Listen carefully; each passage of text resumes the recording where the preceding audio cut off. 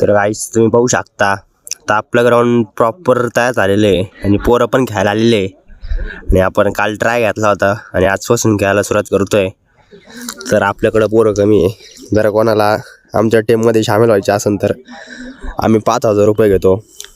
तर नमस्कार गाईस, पाहू शकता आता आपण क्रिकेट खेळायला सुरुवात करणार आहे.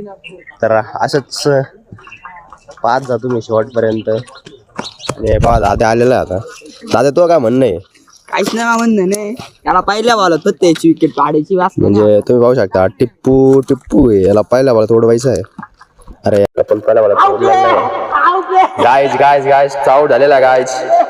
तुम्ही आमच्या दादाचा आनंद पाहू शकता.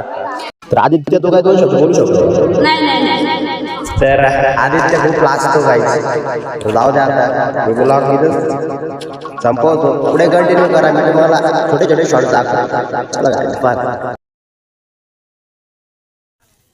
तर गाईज तुम्ही या टिप्पूचं म्हणणं ऐकून घ्या. बाळ तो काय म्हणणं आहे? इकडे या ना तू. हा तो प्रेम आणि आम्ही तिथे. काहीच म्हणजे याचं असं म्हणणं आहे, हा आणि तो आहे ना तो बॅट्समन, आणि आमच्या टीममध्ये मी, हा टिप्पू आणि हा दादू. तर तुम्हाला कशी वाटते टीम मला कमेंट करून नक्की सांगा. तर अशा तऱ्हेने प्रेम चिडणार आहे आता. तर तुम्हाला प्रेमचं जरा प्रेम रौद्र पाहिजे असेल तर ब्लॉक तू आणि आम्ही तिथे. तर गाईज अशा तऱ्हेने आपण टॉस जिंकून आपण घेतलेली बॅटिंग. आणि बॅटिंग म्हणजे आता डायरेक्ट ऑल आउट आहे. म्हणजे जोपर्यंत आपण आउट होत नाही ना तोपर्यंत खेळायचं आहे आता. पण आता काय माहिती आउट होतो मी, कारण की जास्त खेळता येत नाही क्रिकेट. हळूहळू शिकतोय. तर त्यांना दाखवू आपण, आज त्यांना दाखवून देऊ आम्ही पण काय कमी. ते दोघं जण म्हणजे डेंजर बॉलर आहे, नाद नाका करू त्यांचा. आम्ही पण कोणापेक्षा कमी नाही.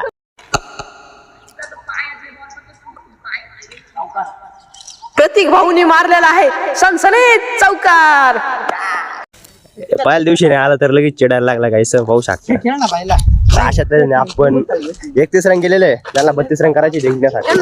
पाहू आपण त्याला करता येतात का नाही 32 रन. तर कंटिन्यू करा.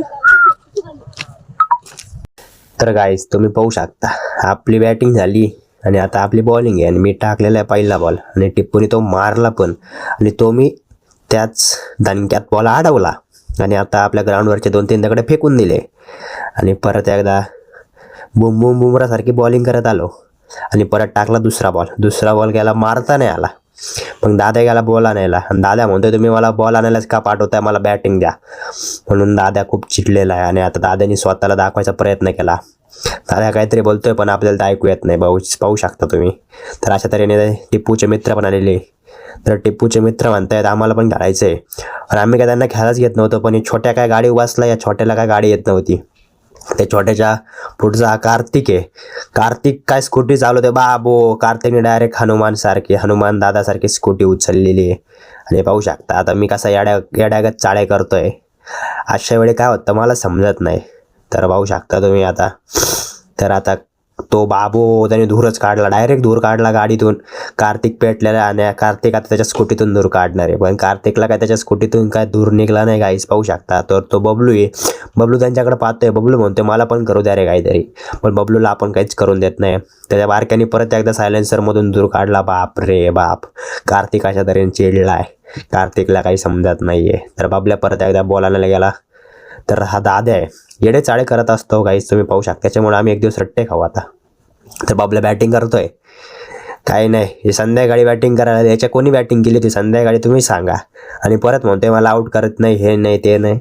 अरे याचं कोण संध्याकाळी खेळलं होतं? स्टेडियममध्ये लाईट नाही, काय नाही, गरीब स्टेडियम आहे यार, सांगा कोणतरी समजून. तर पाहू शकता गाईस. तर बाबल्याला काही समजत नाही कसं खेळावा.